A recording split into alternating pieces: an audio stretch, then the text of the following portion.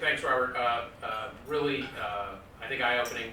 As I was sitting there, originally I was thinking that Colin was going to go first, and I was sitting there, and the thing that just hit me the most right there was right at the end when we started talking about Sophia. I think to be able to understand sort of where we're headed as a global economy and where international trade should be headed, I think the flow of things goes well, because I look right at Elizabeth and I want to hear kind of like what is the role of women in the economy, how that's changing. I know when Robert mentioned the Sophia image, I think that struck you as well. And then we're going to have a really interesting conversation about the other changes in politics and trade, globalization from our other speakers. Really looking forward to all of it with that. Great. And everybody has bios in your handouts that can explain the bios, so I think we can just kind of kick off from there. Thank you so much. I'm Elizabeth Vazquez of WeConnect International. We're a nonprofit that was created by many of the world's largest corporations that have a commitment to building more inclusive value chains, meaning they want to spend more of their money with women-owned businesses in this case. And I definitely related with a lot of the data that we're seeing, the trends that we're seeing.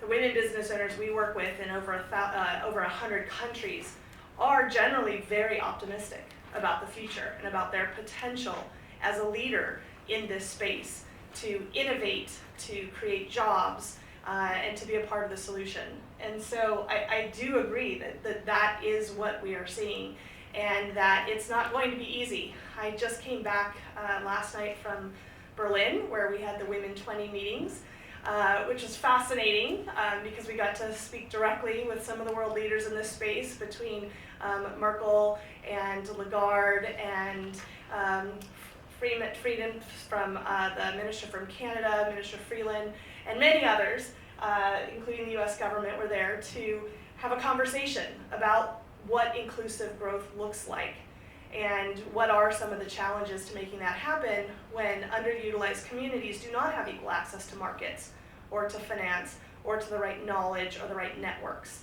And so I'm really excited to better understand the research that you're doing and how that applies in what we're seeing with trade flows amongst the countries, amongst the women themselves, but also amongst the governments that are looking to be more inclusive in their economic development and how they spend their money in corporations.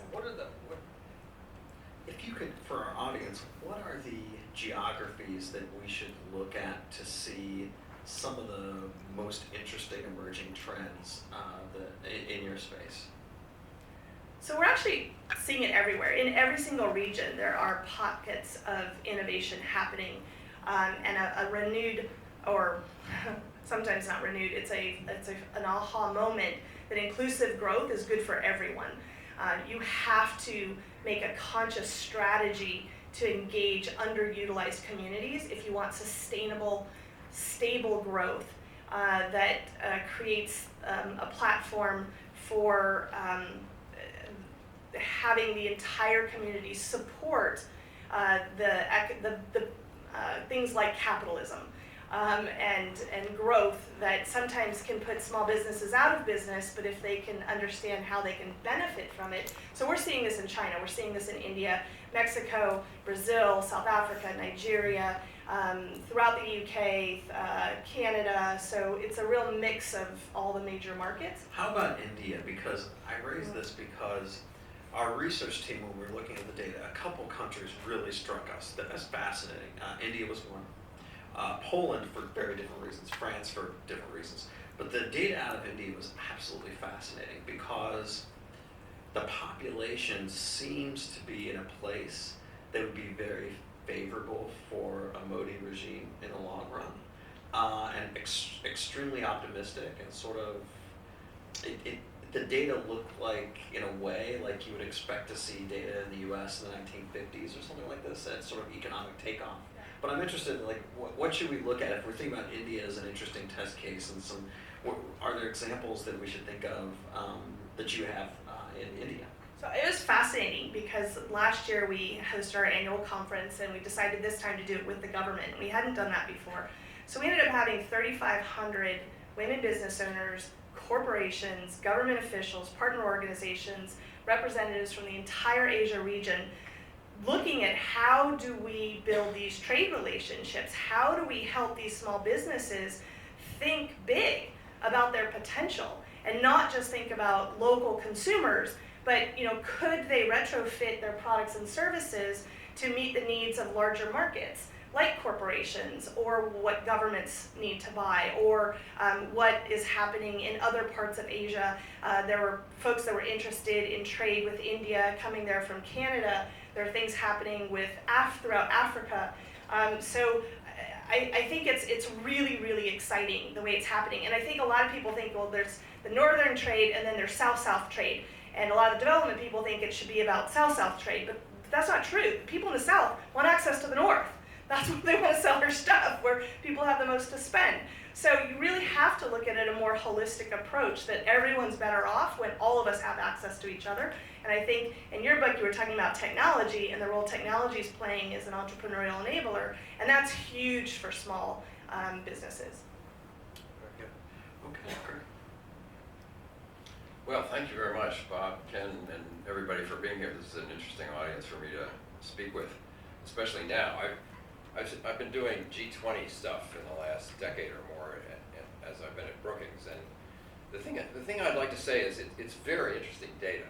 It really is, and it shows that I've had a concern too about the degree to which we're over-focused on Steve, was that Stanley. Stanley, yeah. And who is a white male, Anglo-Saxon male, in a world that's anything but, right? So, but I would submit to you, I think the thing we should discuss is even though the data shows that globally there's support for globalization, for capitalism, for trade, I would say that the problem of Stanley is the economic insecurity and political instability that Stanley's feeling is a more widespread phenomenon than just white males in Anglo-Saxon transatlantic countries. And that the political issue is, Ken and I were talking before, the 5 Gs that you have are fascinating, and I think right. But what I would say in contrast is that implicit in the 5 Gs is that these are the forces that in a way are replacing the nation state and replacing national politics. But the nation state isn't dead, and we certainly understand that national politics isn't dead. So the thing that I've tried to focus on, I'll try to be very succinct about this because this is a good way to have a conversation rather than a talk, is I've tried to focus on, especially since June 24th, and working in the G20 venue for the German summit, precisely in Hamburg in July, in the T20, which is the think tank 20, but I've also been in touch with people in the B20 and the labor 20, business 20 and the labor 20. So what we've been trying to think about is this is a leaders level summit. One of the critiques that many of us have made in recent years is the fact that these summits don't act like summits, they're like finance ministers' meetings. They end up talking about exchange rate. 97% of the world doesn't understand what an exchange rate is, much less a debate about it. So the summits have descended into policy wonky talk, which is essentially policymakers talking to themselves and not to the public. So it's not a leadership forum at all, in fact, if you want to look at it extreme. So a number of us have been trying to encourage the Germans, but they aren't the first people we've tried to convince of this. We started in Australia in 2014. I even mentioned it to the Koreans in 2010, is that use this summit platform as a platform for global leadership and have the political leaders of the world talk politically to the people of the world. So that means, it seems to me, a shift in discourse. So let me compress so I've been working, one of the things we fell on is we had a Vision 20 meeting at Brookings at the end of February, which was meant to look at this discourse issue, is that we started looking at labor issues. And there is a lot of very interesting work going on in labor. The terrible truth is, there's some exceptions to this, but in every income class of nations, national economies, and in every region of the world, labor share of national income is going down. At the same time that productivity growth of labor is going up, which means that the returns to labor are less than they should be given the productivity improvements of labor. So the issue is how to reverse that, because that clearly is feeding this angst and this anger and this doubt about globalization, the markets, and so on. So I think the labor track is going forward. It just happens that I know that John Evans, the co-chair of the labor track, and he came to our Vision 20 meeting in February. So that work has been going forward and is good. But what I'm discovering is that as good as it is and as central as I hope it will become at the Hamburg Summit, is that labor too is a bit of an exchange rate issue problem, in the sense that you get pretty wonky in the labor track as you do in any other of these economic tracks. So I'm suggesting some reframing of globalization. So very quickly, there are 3 points that I'm trying to make to the Germans in a paper I'm just finishing this week. One is to reframe the labor issue to a people-centered issue, that to realize that leaders need to people talk, and talk to people in their whole lives. That is, to talk to them as citizens, to talk to them as members of families and leaders of families, and as members of communities and leaders of communities. It sounds, once you think of it, it's obvious, but the trouble is, I think it's not been done so far in these summits. So that's one. The other is, think about it this way, is that summits, started with the G5, went to the G7, went to G8, and then we finally got it to go to G20, something I pushed for 5 years before it happened, actually, but that's another story, and it has to do with the nature of the world we're in, as you pointed out, rather than the problems we're talking about now. So the way those summits were formed was around the idea, which is still valid, that especially among large economies, you need to coordinate their foreign economic policies. Because if you don't, the world goes off the rails, and if you do, you get positive multiplier effects rather than negative ones. Okay, so the problem is that what we have today is not a problem. We don't even have an inter-national world. We have a global world, which is really the spillover effects not of capital flows, trade, and so on, but of politics, just to boil it down to a single word. But much more, culture, everything, migrants, everything you can think of. So globalization really is not managing spillover effects, but managing spill-in effects. So I'm suggesting to the Germans that and one prominent German that I'm in touch with is pretty skeptical about this, but I think we're bringing him around, is that you reframe the globalization debate to be not one about managing spillovers, but managing spill-ins, and giving leaders the mandate to focus on setting domestic norms in concert with each other. That doesn't mean everybody has the same norm, but everybody agrees that labor standards, for example, are important, just to pick an issue. And that it's perfectly legitimate for summits to engage in domestic discussions about domestic issues, even though that could be construed in another time to be interventionist in some way. So reframing globalization as managing spill-ins and domestic norm setting, rather than just worrying about foreign economic policy, seems to me to be a way to shift the discourse also back to people, as I just said about the labor. So that's 2. And the final thing is, and many of you will know about the Sustainable Development Goals and the Agenda 2030. So what that, one of the things I sort of fell on is, imagine if we were living in a world today with the amount of political turbulence that we had, and we didn't have the G20, we didn't have Agenda 2030 and the SDGs, and we didn't have the set of international institutions we had. It would be terrible. Now, as an Argentine guy I had breakfast with on Saturday morning pointed out, it's not clear that all of these things are going to survive. But the point is they're under stress, but they exist. So let's take advantage of the assets of them.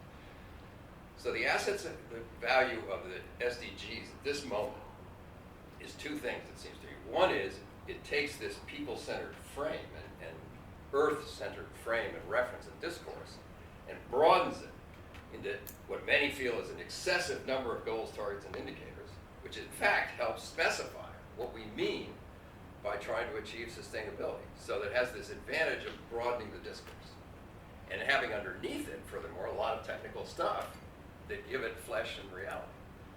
And the other is that, and I think this is fundamentally important, something that the Germans are really interested in Agenda 2030, but the politics of it is that you're changing sorry, I hope this has been heard in the back of the room, is you're changing the discourse here from manipulating monetary, fiscal, and exchange rate policy for short-term changes, which is what summits normally start out doing, to talking about the future. What is the long-term future? So you're lifting the sights of the discourse and society's perspectives from the immediate to the longer term, where you can actually make some dent. You can actually influence the longer term easier than you can influence the shorter term, because you have time. Time is a crucial factor. So it seems to me, if the Germans could sort of take some of this kind of thought of changing the discourse around globalization, changing the discourse around policies to people-centered language, and thinking in strategic terms about the long-run visioning of where humanity is trying to get to, sort of the place we want to be instead of the conditions we currently are enduring, is the way I've come to say it. I think the Germans could make a difference, and we need to have a difference. We need to have a political turn. And I'm sure that Angela Merkel, she's the most serious and experienced and seasoned leader on the landscape. I'm sure she has to, because she has elections September 24th. So the confluence of domestic and global stuff is upon her. I'm sure she wants to do this, and I just think these kinds of things, whether the specifics of what I've said are exactly what gets picked up isn't so important as the general thrust, where I think it's really important to change politics so that it speaks from and to people around their concerns, so that leaders are perceived to understand and lead, rather than be sort of in a technocratic discourse with their own governments. You know, this is fantastic, and it ties so many things together. So for the audience, to tie three things together with what you just said, some of the things we're going to talk about today. The first is, as you pointed out, so many of the challenges that we are facing, both in terms of political communication, but also corporate communication, is talking to these 48 faces and making some of these issues real to their lives. I think that's a great, you tied it together perfectly. I think the second thing, just to make a linkage here, is the link between human rights and international trade, and human development. It's a very interesting link. You mentioned Sustainable Development Goals. I took my daughter to the UN to talk about Sustainable Development Goal number 5, empowering women and girls, which I'm sure you're very familiar with. And there's a link there, right? And I think one of our challenges, we forget some of those linkages, and we can't make it real for 48 faces, right? We can't tie that back. And I don't blame, I really don't, and I don't think we should blame the Stanleys in the developed markets of the world for their frustration. I actually blame the political class in a lot of the developed world, because they could not engineer, they failed, let's be honest, actually in Washington, so it's they failed to engineer shared prosperity. They failed to engineer widespread enough prosperity so that their populations could feel it. And that then reduced support for all of these institutions that we created at the end of World War II. And now we're reaping, unfortunately, the downside. So one last thing to tie these in, question for you real quick. You talked about the G20. Could you ever foresee a future in which there is a C20, in which the mayors of the largest 20 megacities, mayors of, say, Mexico City, Tokyo, New York, London, meet and try to coordinate policy? Because it's an interesting issue. I'm sorry. Yeah, no, a good point, Bob. Between the Korean summit in Seoul in 2010 and the Los Cabos in Mexico, I did a lot of work on climate change and green growth, and they had a presidential committee on green growth in Korea. Korea is the one country that's done more on green growth than any other country, up to the change in regime when it all kind of dropped. But in the course of that, I began to realize that cities were the better vehicle for actually moving the climate change and environmental agenda forward rather than nation states. And, but isn't Bloomberg the UN ambassador for cities? Isn't there, I think Mayor Bloomberg has actually been, by the previous Secretary General, was given this role. And I was, sort of glad to see that he, above all people, would take that because he's so competent and such a leader. And it's a great idea. And I think whether it's a city 20 or a city X, whether it comes under the G20 umbrella is an interesting idea. But I should think it's vital to do. Probably is being done is what I think. The nation state is an interesting construct, and we look at this data, and if people who live in mega cities have more in common with each other, one of the next logical leaps, and a logical leap that our research team, we started thinking is, okay, well, what if the world's largest cities started to actually coordinate, maybe not in a hard way, but a software copying policy? They have the GDP collectively. I mean, many of these large megacities they're half the GDP of their own nations. London's GDP is about half the GDP of the UK. And so, It's not half the population. and so at some point, if they coordinate, what could the world look like? It's a very interesting, we've only had the nation states for a couple hundred years now. And, it's an Well, no, I interesting just discussion. looked up because we have these newfangled devices. Mayor Bloomberg is the UN Secretary General Special Envoys for City and Climate, and there is a C40 City Mayors Summit. So When? There you go. or it's taken. I think Great some of them have idea. taken place. It's been going on at least since 14.